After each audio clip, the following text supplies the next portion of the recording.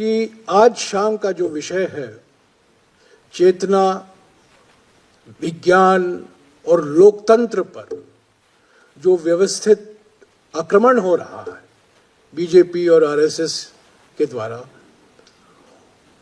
उससे हम कैसे निपटें, उसका सामना हम कैसे करें, इस चुनौती का मुकाबला हम कैसे करें, उस पर हम बात कर रहे हैं, इस पर बहस हो रही है। और जो जोड़ने वाला धागा है इन तीनों विषयों में, जो कनेक्टिंग थ्रेड है, वो साइंटिफिक टेम्पर है। और साइंटिफिक टेम्पर के बारे में बहुत कुछ कहा गया है। मैं यही कहूँगा कि हमारे देश में पिछले 100 सालों में अगर एक व्यक्ति है, जो हमारे पब्लिक लाइफ में एक व्यक्ति हैं, जिन्होंने न साइंस के बारे में नहीं पर साइंटिफिक टेम्पर के बारे में लिखा है, सोचा है, बोला है, वो है जवाहरलाल नेहरू। कई लोगों ने विज्ञान के बारे में तो लिखा है और बोला भी है, पर साइंटिफिक टेम्पर, जो वैज्ञानिक दृष्टिकोण, वैज्ञानिक सोच के बारे में बहुत कम लोगों ने बोला है और कहा है।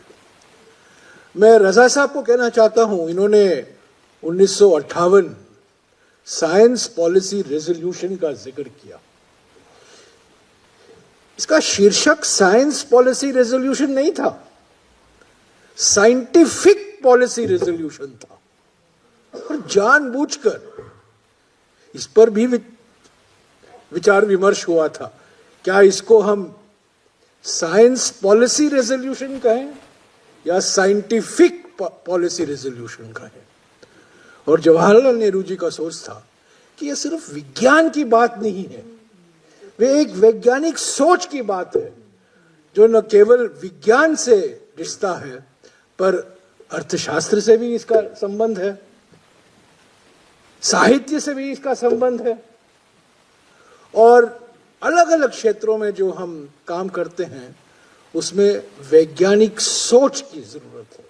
इसीलिए इस प्रस्ताव और जो संकल्प पार्लियामेंट में लिया गया था 4 मार्च 1958 में, उस संकल्प का नाम रखा गया साइंटिफिक पॉलिसी रेजोल्यूशन, ताकि हमारे जीवन के हर क्षेत्र में हम एक साइंटिफिक अप्रोच, यानी कि एक वैज्ञानिक सोच अपनाएं।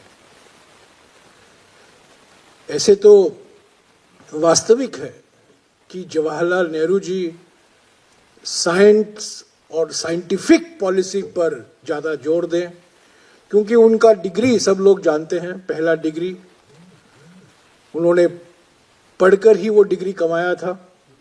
वो साइंस का डिग्री था, एंटायर पॉलिटिकल साइंस का नहीं, पर वास्तविक में केमिस्ट्री, बॉटनी और जियोलॉजी में उन्होंने वो डिग्री हासिल की।